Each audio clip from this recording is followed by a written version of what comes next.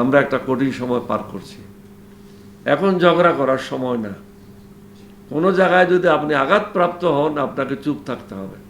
কারণ উস্কাইয়ে দিয়ে ভারতকে সাহায্য করাটা কোনো অবস্থাতেই সমীচীন হবে না। সহনশীল হতে হবে, একে অপরের প্রতি শ্রদ্ধাশীল হতে হবে। আমাকে যদি কেউ গালি দেয়, আমি তাকে গালি দেব না, এটাই চিন্তা করতে হবে। কুকুরের কাজ কুকুরে করবে, মানুষের কাজ মানুষ করবে। ইউনূস সাহেবকে বলেছি, গাদাকে দিয়ে ঘোড়ার কাজ করতে পারবেন না। যে সমস্ত কর্মচারীরা আপনার নয়, হাসিনার, তাদেরকে দিয়ে আপনার কাজ করাইতে পারবেন না, জনগণের কাজ করাইতে পারবেন না। তারা হাসিনার দালাল, তারা হাসিনার গোলাম, ভারতের গোলাম। সেনাবাহিনী এবং জনগণকে মুখোমুখি করার একটা চক্রান্ত চলছে দেশে, এটাকে কিভাবে দেখছেন? ভারত কখনো বাংলাদেশের মঙ্গল চায় না। ছলে বলে কৌশলে বাংলাদেশকে অর্থনৈতিকভাবে, সামাজিকভাবে, প্রশাসনিকভাবে এবং ডিফেন্স সবগুলি দুর্বল রাখাটাই তাদের লক্ষ্য, যেটা তারা সফলভাবে হাসিনার সময় করেছে। মোটামুটি আক্ষরিক অর্থে না হলেও, বাস্তবে না হলেও, বাংলাদেশকে তাদের একটা স্যাটেলাইট শহরে পরিণত করেছিল।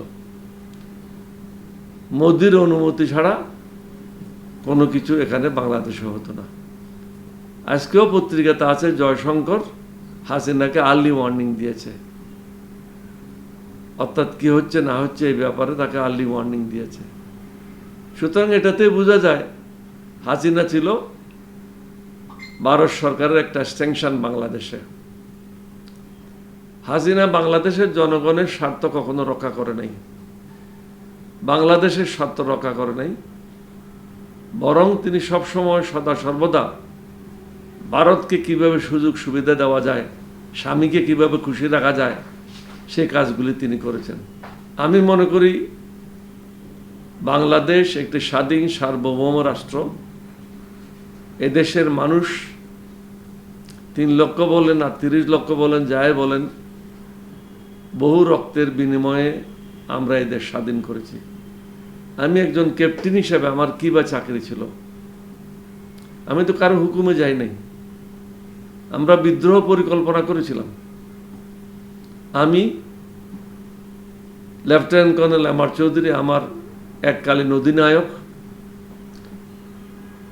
মেজর জিয়াউর রহমান তৎকালীন, যিনি আমার 8ম বেঙ্গল রেজিমেন্টে সহ অধিনায়ক ছিলেন।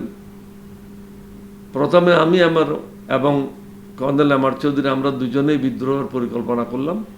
পরে মেজর জিয়াও সেটাতে অন্তর্ভুক্ত হলো। আমরা তো কারোতে হুকুম নিয়ে করিনি। শেখ মুজিবুর রহমানকে আমরা 3 বার মেসেজ দিয়েছি যে আমরা বিদ্রোহ করতে চাই, আপনাকে প্রধানমন্ত্রী করব। উনি বলেছেন ওদের সাথে আমার আলাপ আলোচনা হবে হোটেল শেরাটনে, আলাপ আলোচনার মাধ্যমে আমি প্রধানমন্ত্রী হব। আমরা তাকে পরিষ্কারভাবে বলছিলাম, পাকিস্তান সেনাবাহিনী বা পাকিস্তান সরকার সময় ক্ষেপণ করছে, তাদের প্রস্তুতিটা পরিপূর্ণ করার চেষ্টা করছে। আমাদের কথায় তিনি কর্ণপাত করেন নাই, পাকিস্তানিদের তিনি আস্থায় নিয়েছিলেন, বিশ্বাস করেছিলেন। শেরাটনে তিনি বৈঠক করলেন 22, 23, 24 তারিখ। বৈঠক সম্পূর্ণভাবে ফেল করলো এবং সর্বশেষ তিনি কি বললেন? আগামীকাল হরতাল। যেই নেতা বাংলাদেশের 18 কোটি বা 16 কোটি, 15 কোটি, 14 কোটি মানুষের মনোভাবে বুঝতে পারল না, সে কি করে নেতা হয়? এরা নেতা ছিল না, এরা ছিল মানিক, টাকা রোজগার করার একটা মেশিন। তার কন্যা সেটা অক্ষরে অক্ষরে প্রমাণ করেছে। শেখ হাসিনার শাসন আমলে 28 লক্ষ হাজার কোটি টাকা বাংলাদেশ থেকে পাচার হয়েছে, এটা শ্বেতপত্র প্রকাশ হয়েছে, এটা আমার কথা না। তাহলে 28 লক্ষ হাজার কোটি টাকা বাংলাদেশে থাকলে বাংলাদেশ একটা ধনী রাষ্ট্রের মধ্যে পরিণত হতো। বাংলাদেশের মানুষের এই অবস্থা হতো না। বাংলাদেশের বর্তমান এই অবস্থাতে নিয়ে আসার জন্য হাসিনাই দায়ী। আজকে যেখানে খুন হোক, মারামারি হচ্ছে, এগুলি তিনি দিল্লি থেকে তার গুন্ডা বাহিনী দ্বারা করাচ্ছে। বিভিন্ন প্রতিষ্ঠানে তার যে লোটা বাহিনী রয়ে গেছে এই লোটা বাহিনীর মাধ্যমে করছে। ডক্টর ইউনূস সাহেবকে আমি বহুবার বলেছি লোটা বাহিনীদেরকে বাইর করেন, 5 জনের জায়গায় 1 জন অফিসার থাক, কোনো অসুবিধা নেই, কিন্তু আপনি নিরাপদ থাকবেন। এই লোটা বাহিনীর অফিসারগুলি এখনো নিজ নিজ জায়গায় আছে এবং তাদের সাহায্যেই শেখ হাসিনা প্রতিনিয়ত বাংলাদেশকে অস্থিতিশীল করার কাজে লিপ্ত রয়েছে। তাদেরকে যতদিন পর্যন্ত আমরা বের করতে পারবো না ততদিন পর্যন্ত দেশে স্থিতিশীলতা আসবে না। কিছু কিছু রাজনৈতিক দল ব্যবসায়ীদের দালাল হিসেবে কাজ করছে, কিছু কিছু রাজনৈতিক দল আওয়ামী লীগের দালাল হিসেবে কাজ করছে। তাদেরকে অনুরোধ করব বিনীতভাবে রমজান মাসে আল্লাহর ওয়াস্তে হুঁশে আসেন। হুঁশে না আসলে ভাগ্য অন্যরকম হতে পারে। অতীতে যারা মৃত্যুবরণ করেছে তাদের মতো মৃত্যু হতে পারে। হাসনাত আব্দুল্লাহ যে তথ্য দিয়েছে ক্যান্টনমেন্ট আওয়ামী লীগকে পুনর্বাসন করতে চায়, সেনাবাহিনী বা সেনাপ্রধান কি রাজনীতিতে হস্তক্ষেপ করার অধিকার রাখে? আসলে আব্দুল্লাহ সাহেবের সাথে সেনাবাহিনী প্রধানের কি কথা হয়েছে এই ব্যাপার আমার কাছে কোনো তথ্য নাই, জানাও নাই। আপনি যেভাবে পত্রিকাতে দেখেছেন আমিও সেটা দেখেছি। তবে আমি মনে করি যারা ইউনিফর্মে আছে তারা তাদের কাজ নিয়ে ব্যস্ত থাকলে, তাদের প্রতিষ্ঠানগুলিকে সুশৃঙ্খল রাখলে তারাও উপকৃত হবে, দেশও উপকৃত হবে। বাংলাদেশ সেনাবাহিনীর ভেতরে অস্থিরতা তৈরি করার জন্য ভারতের পক্ষ থেকে ব্যাপক অপপ্রচার চালানো হচ্ছে, এটাকে কিভাবে দেখছেন? ভারত যতই কিছু করুক না কেন, বাংলাদেশের লোক ইমান শক্ত, পাকাপোক্ত, ভারতের বিরুদ্ধে অবস্থান নিয়েছে, এটার জন্য ভারতেই দায়ী। বাংলাদেশের মানুষ ভারতের বিরুদ্ধে কখনো ছিল না, বন্ধু বাবাবন্য একটা সম্পর্ক ছিল। আজকে বাংলাদেশের জনগণ মনে করে ভারতের সরকার বাংলাদেশের শত্রু। বাংলাদেশকে এ পর্যায়ে নিয়ে আসার জন্য, বিনা ভোটে নির্বাচন করার জন্য, রাতের ভোটে নির্বাচন করার জন্য, বিরোধী দলগুলিকে ধ্বংস করার জন্য, বিরোধী দলগুলিকে জেলে নিবদ্ধ করার জন্য, বাংলাদেশ থেকে টাকা পাচার করার জন্য, বিভিন্নভাবে বাংলাদেশকে দুর্বল করার পিছনে ভারত কাজ করেছে। এটা এখন দিবালোকের মতো পরিষ্কার। তারা আমাদের বন্ধু নয়, তারা আমাদের শত্রু। তারা যতদিন না প্রমাণ করতে পারে কর্মকাণ্ডের মাধ্যমে তারা আমাদের বন্ধু, ততদিন পর্যন্ত তাদেরকে বন্ধু ভাবাটা ঠিক হবে না। আওয়ামী লীগের সাবেক তথ্যমন্ত্রী আরাফাত বলেছেন ডক্টর ইউনূসের অধীনে তারা কোনো নির্বাচন করবেন না। তাহলে আওয়ামী লীগকে পুনর্বাসন করার জন্য একটা গ্রুপ কেন এত মরিয়া? কোন পাগলে কোথায় কি কাজ করছে সেটা তো আমার জানা নেই। এখানে তো অনেক নতুন নতুন পাগলের আবির্ভাব হচ্ছে। ডিসেম্বরের মধ্যে নির্বাচনের আয়োজন, সরকারের কি কি পদক্ষেপ নেওয়া উচিত বলে আপনি মনে করেন?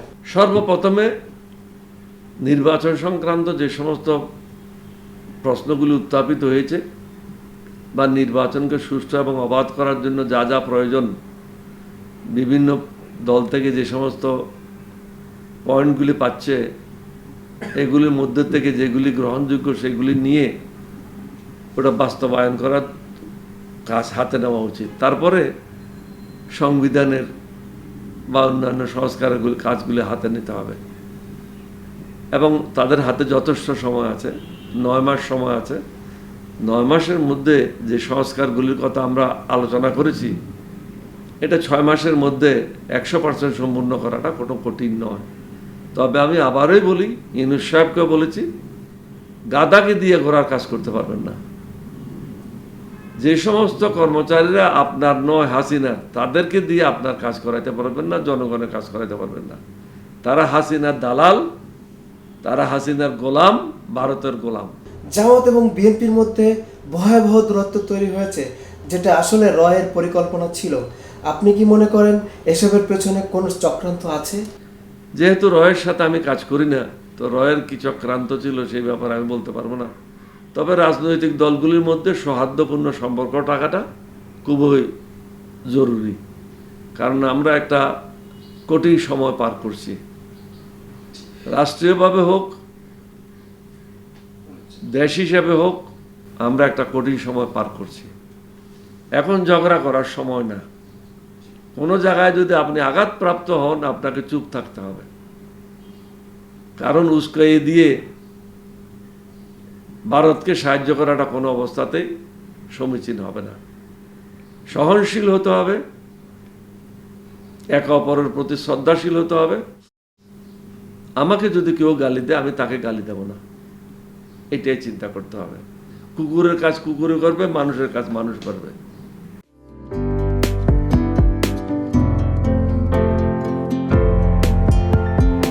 পহেলা জানুয়ারি 2025 ইউটিউব জার্নালিজমের অগ্রদূত changetv.press 6 বছর পেরিয়ে পা রাখল গর্বিত আমি অত্যন্ত আনন্দিত হলাম যে চেঞ্জ টিভি আগামী কয়েকদিনের মধ্যেই 6 বছর পূর্ণ করবে।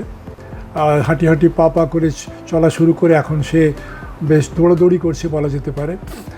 ও নামটাও অত্যন্ত বলবো যে সিগনিফিকেন্ট, যে চেঞ্জ, এই গণঅভ্যুত্থান কিন্তু চেঞ্জ চেয়েছে। সেই হিসেবে তোমার টেলিভিশনের, তোমার এই চ্যানেলের নামের একটা যথেষ্ট মিল পাওয়া যায়। আমার প্রত্যাশা যে এই গণঅভ্যুত্থানের যে প্রত্যাশা, যে আশা আকাঙ্ক্ষা, চেঞ্জ টিভি সেটিকে এগিয়ে নিয়ে যাবে। তোমাকে শুভেচ্ছা। চেঞ্জ টিভি যারা সম্পৃক্ত আছেন, যারা কর্মী আছেন, সামনে পেছনে সকলকে আমার শুভেচ্ছা।